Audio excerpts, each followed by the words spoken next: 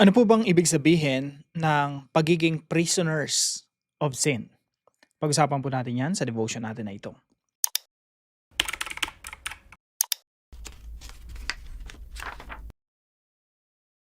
Magandang araw po sa bawat isa sa inyo. Welcome back to our 365 Daily Devotions Bible Characters Edition. Binabati ko po muna lahat ng mga sumusubaybay dito sa ating daily devotions. Nakikita ko po rito sa pag meron tayong mga pinopost na mga videos. Unahin po muna natin si Ma'am Brenda Apostol, Herrera Egle, Ma'am Eva Rodriguez, Lesirio Yasay, Ariel Serrano, Maria Victoria, Janet Kabamungan, Noemi Picar, V. Patagnan Pacoli, Summer, and Josefino Flores. Maraming salamat po sa inyong mga comments at pagsubaybay dito sa ating mga daily devotions. Now, dadako po tayo sa pag-aaral po natin ng Book of Isaiah. So, hopefully, makover po natin ito lahat by the grace of God. Matapos natin ito sa loob ng isang taon. And congratulations din sa inyo na nasimulan ito since January 1. Nagsimula po tayo sa Genesis. And by the end of the year, magkakaroon po tayo ng malalim na kaunawaan patungkol po sa Biblia at sa lahat ng mga characters sa Bible. So, dumako po tayo sa Isaiah. So, ito po, meron tayong introduction nito kahapon. Sino si Isaiah? One of the major prophets who proclaim God's judgment, holiness, and future salvation. Pwede niyo pong screenshot yung mga ganito natin para meron po tayong overview. So, ito po yung susundan natin na outline. Mga 6 days po. Kahapon, introduction, tapos ngayon plus 5 days. Pag-aralan po natin yung Book of Isaiah. Napakahaba po nito, 66 chapters. So, hindi ko alam paano i-present, no? So, nag-decide ako na 5 devotions plus yung kahapon para makuha po natin yung ilang mga importanteng verses sa Book of Isaiah. So, simulan po natin dito sa The Problem, Isaiah chapter 1. At tingnan po natin anong sinasabi ng Biblia o anong sinasabi ng Book of Isaiah in relation to the gospel. So ito po, the gospel according to Isaiah. So simulan po natin sa chapter 1. Sabi po rito, the vision of Isaiah, the son of Amos, which he saw concerning Judah and Jerusalem in the days of Uzziah, Jotham, Ahaz, and Hezekiah, kings of Judah. So kailan po nag-prophesy si Amos? Siya po ay nag-prophesy sa panahon ng mga hari na ito, si Uzziah, Jotham, Ahaz, and Hezekiah. So, makikita niyo po na naabutan ni Isaiah yung maraming mga persecutions ng mga Assyrians, no? Inuusig ng Assyria yung Northern Kingdom tsaka yung Southern Kingdom hanggang sa pagbagsak ng Northern Kingdom. Pero yung Southern Kingdom hindi po natalo ng Assyria. Iba po ang nakatalo sa Southern Kingdom, yun po ay mga Babylonians. So, hopefully nasundan po natin itong timeline na ito. Patuloy po natin itong i-develop tong timeline na ito. Tapos kung gusto niyo po ng copy, pwede po kayong magkaroon. So, ito po yung mga katuruan natin ngayong araw. Number 1 po, 3 katotohanan po, 3 truths about humanity. 3 katotohanan patungkol sa sangkatauhan. Number 1 po, people were created in God's image for His glory. Ang mga tao po nilikha ng Diyos according to His image and for the glory of God. Pero makikita natin na nung ang tao nahulog sa kasalanan, na iba yung direksyon ng tao. Hindi na patungo sa kaluwalhatian ng Diyos, kundi nagsimula na silang sumamba sa mga Diyos-Diyosan. And that's the problem dito sa Northern Kingdom and Southern Kingdom and neighboring countries. Lahat po sila ay sumasamba sa mga Diyos-Diyosan. At though yung mga Israelita, kilala nila si Yahweh, pero sinasamahan pa nila ng ibang mga Diyos, no? Parang sa kasalukuyan, sa panahon natin ngayon, we believe in God, pero minsan nagkakaroon tayo ng mga idols na papalitan yung Diyos sa trono ng puso natin at iba yung ipapalit, no? Pwedeng pamilya, pwedeng career, pwedeng mga bisyo, basta something na pinampapalit natin sa Diyos. During that time, marami silang mga idols, pinampapalit nila sa Diyos. So they don't live solely for the glory of God. Sa halip, they live for something else or for someone else. Pero tandaan natin mga kapatid, people were created in God's image and for God's glory. Nilikha tayo ng Diyos na maayos, mabuti, maganda yung direksyon. Ang ganda ng plano ng Diyos sa atin. Tayo lang talagang sumisira sa napakagandang plano ng Diyos sa ating mga buhay. So dito po sa Isaiah, makikita natin na yung problema ng mga Israelita during that time, patuloy yung kanilang pagre-rebelde laban sa Diyos, yung rebellion. Hindi yan yung original design ng Diyos sa sa mga tao. Bakit ko binabanggit yung original design ng Diyos, yung creation? Ang maganda po kasi sa book of Isaiah, ang katapusan niya, new creation. Kaya po yung Isaiah po, isipin nyo, para siyang Bible. 66 books ang buong Biblia. Yung Isaiah naman ay may 66 chapters. At ang pinakakatapusan ng Bible at ng book of Isaiah ay patungkol rin sa new creation. Yun yung direction ng Diyos sa atin. Babalik tayo sa hardin ng Eden, sa original plan ng Diyos para sa ating mga buhay at para sa buong creation. So, bago tayo makarating doon, dapat malaman natin ano yung pinaka-problema. So, point number 2, people sinned and have become enslaved to their sinful nature. Yung mga tao nagkasala at naging alipin, naging slaves, naging prisoners, naging bilanggo ng kasalanan. So, pagdating dito sa verse 4, sabi dito, a sinful nation, a people laden with iniquity, offspring of evildoers, children who deal corruptly. They have forsaken the Lord, they have despised the Holy One of Israel, they are utterly strange. Sa Tagalog po, bansang makasalanan, bayang puno ng kasamaan, anak na mga gumagawa ng kasamaan, mga anak na gumagawa ng kabulukan. Tinalikuran nila ang Panginoon, hinamak nila ang banal ng Israel, the Holy One of Israel, si Yahweh. Sila ay lubusang naligaw. So ito po ay description ng isang bayang makasalanan, yung Judah. Pero hindi lamang po Judah, pati tayo, ito yung description natin. Mga taong makasalanan, mga taong naligaw, mga taong nalayo sa Diyos, tumalikod sa Diyos. At ito po talaga yung ganang kalagayan nating mga tao. Ito po yung sinful nature natin. Kahit anong gawin natin, patuloy tayong pinanganak tayo na nagkakasala, kasalukuyan nagkakasala, and in the future patuloy na magkakasala. And point number 3, people cannot set themselves free from the shackles of sin. Tayo ay makasalanan at ang matindi ron, hindi natin kayang palayain ang ating mga sarili sa ating mga kasalanan. Nakulong tayo sa kasalanan at hindi tayo makawala, hindi tayo makaalis. Kaya nga, pag inobserbahan mo yung ating mga sarili, ang dami nating mga gustong gawin na mabuti, nakakalugod sa Panginoon, hindi naman natin nagagawa. Puro tayo promises sa Panginoon, hindi naman natin tinutupad. Bakit? Kasi nga nandito tayo sa sinful nature, makasalanang katawan. Pag tinignan natin yung ating mga sarili, makikita natin talaga, alipin tayo ng kasalanan.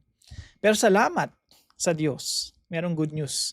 Yan yung mga tatalakayin natin sa mga susunod na panahon. No? Ang good news noon, dahil sa Panginoon Jesucristo, pinalaya tayo mula sa pagkaalipin sa kasalanan. Dahil tayo sa sarili nating kakayanan, wala tayong magagawa para palayain natin yung ating mga sarili. Kaya nga pag tinignan niyo po rito sa verse 18, sabi ng Diyos, "Come now, let us reason together, says the Lord. Though your sins are like scarlet, they shall be as white as snow. Though they are red like crimson, they shall become like wool." Sabi ng Panginoon sa kanyang bayan at sa atin din, no? Yung ating mga kasalanan, para isipin niyo yung isang damit tinubog sa dye, sa tina at nag-iba yung kulay. Yun yung ganang kalagayan natin, no? Naging crimson sa kanta nga, 'di ba? Crimson stain to, no? Magiging kasalanan ay tulad ng matingkad na pula. Ibig sabihin, namantsahan tayo, kumbaga naging kulay pula. Yung puting-puti na nilikha ng Diyos na walang kasalanan, naging kulay pula. At hindi natin kayang baguhin yung kulay natin. Hindi natin kayang baguhin yung anyo natin. Naging makasalanan tayo. We cannot escape that. Hindi natin makatakasan yung ating ganang kalagayan, yung sinful nature natin. Pero sabi ng Panginoon, I will do something. Ako ang gagawa ng paraan. Kaya po sabi dito, though your sins are like scarlet, namantsahan tayo, no? Naging marumi tayo sa harapan ng Diyos. They shall be as white as snow. Muli tayo magiging, busilak, dalisay, malinis sa harapan ng Diyos. Though they are red like crimson, they shall become like wool, yung malinis na puting-puti na balahibo ng tupa. Kaya po sa application natin ngayong araw, number 1, look back to God's original design for you. Kung feeling mo, ang nangyayari sa buhay mo puro pangit, no? Feeling mo, ang nangyayari sa buhay mo, teka, parang ito ba yung plano ng Diyos sa aking buhay? Well, the answer to that is kung ikaw nakikita mo sa sarili mo, distraction, ruin, kapahamakan, no? Nakikita mo sa sarili mo parang ang layo-layo sa kalooban ng Diyos. Precisely. Kasi yung nahulog tayo sa kasalanan, nagpakalayo-layo talaga tayo sa original plan ng Diyos. So we need to look back para malaman natin ngayon ano ba yung original plan ng Diyos tsaka sa hindi. Ano ba yung plano natin? Ano ba yung ginagawa natin sa sarili natin na hindi kasama sa original plan ng Diyos sa Genesis 1. Tandaan natin sa Genesis 1, nilikha tayo ng Diyos na malinis, mabuti, maayos. Pero tayo yung sumisira sa ating mga sarili. So, look back to God's original design for you. Napakaganda ng plano ng Diyos sa atin. Yun yung nakaraan. Ang maganda nito mga kapatid, doon tayo muling ibinabalik ng Diyos sa original plan ng Diyos. Sa original design ng Diyos para sa atin. And point number 2, look within and observe how sin operates. We look back, but also we look within para makita natin paano ba nag-ooperate yung kasalanan sa atin. Maganda pong observation dito, yung si Apostol Pablo, siya yung may magandang observation po dito. Makikita po natin yon sa Romans chapter 7. Basahin nyo na lang po ng buo, pero babasahin ko po yung ilang part. Sabi dito ni Apostol Pablo, "For I do not do the good I want." Sabi ni Apostol Pablo, alam ko yung mga bagay na mabuti na dapat gawin. Pero sabi niya, I do not do the good I want. Hindi ko ginagawa yung mabuti na dapat kong gawin, na gusto kong gawin. But the evil I do not want is what I keep on doing.